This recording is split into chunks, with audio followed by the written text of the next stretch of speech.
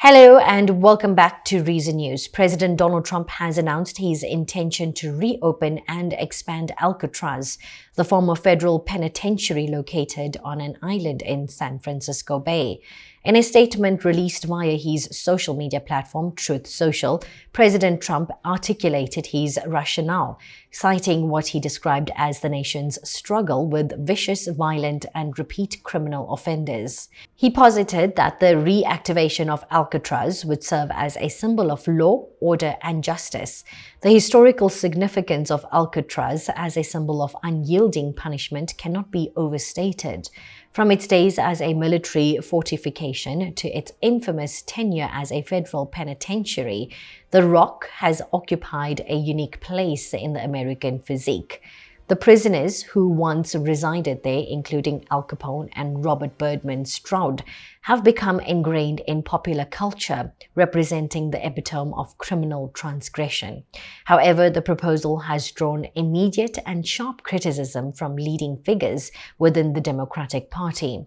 Democratic lawmakers have characterized the president's plan as not a serious one, questioning the practicality and feasibility of repurposing the island, which is now a national park and tourist attraction. However, the decision to reopen Alcatraz is not without its practical and political challenges.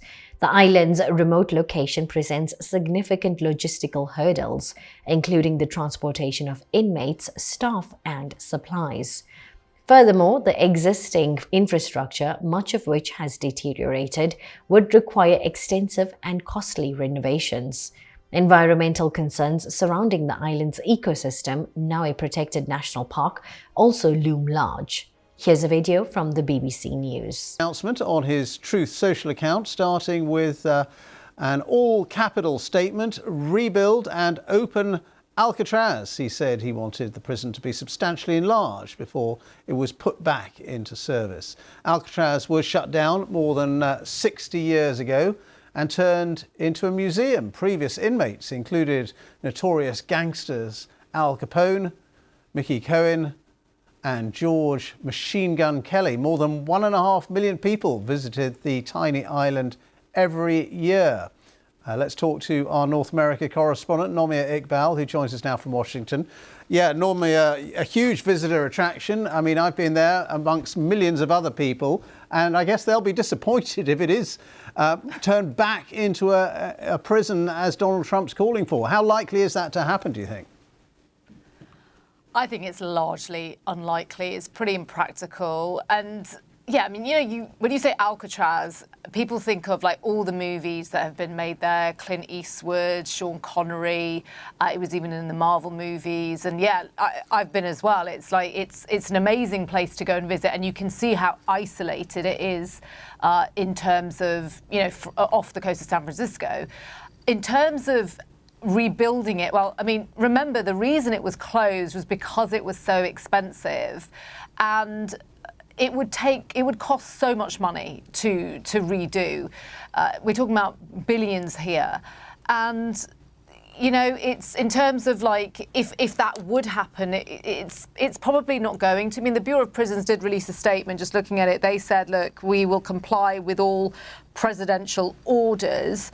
I should mention that Donald Trump isn't the first president to suggest potentially opening it. President Reagan considered it in 1981. But as I say, it's just massively impractical. Nonetheless, Donald Trump wants to find somewhere to house what he describes as the most dangerous and violent criminals, and Alcatraz is what he's got on his mind. But as I say, whether or not it will be open, I just think it's highly unlikely, highly impractical, but it makes for a very splashy headline. The historical context of Alcatraz reveals that its closure in 1963 was largely attributed to the exorbitant operational expenses. Factors such as the necessity of transporting all supplies by boat contributed to its financial unsustainability. The announcement has ignited a debate concerning criminal justice policy, with proponents arguing for a return to stringent measures and opponents emphasizing the need for reform and rehabilitation. The practical implications of this order are yet to be seen, with questions remaining about the legal processes and the funding that would be required. The Bureau of Prisons has released a statement saying that they will comply with all presidential orders, but they have not given details on how they would overcome the many obstacles that the island presents. This development adds another layer of complexity to the ongoing discourse surrounding crime and punishment in the United States. We will continue to monitor the story and provide updates as they become available. Until next time, stay informed, updated, and curious.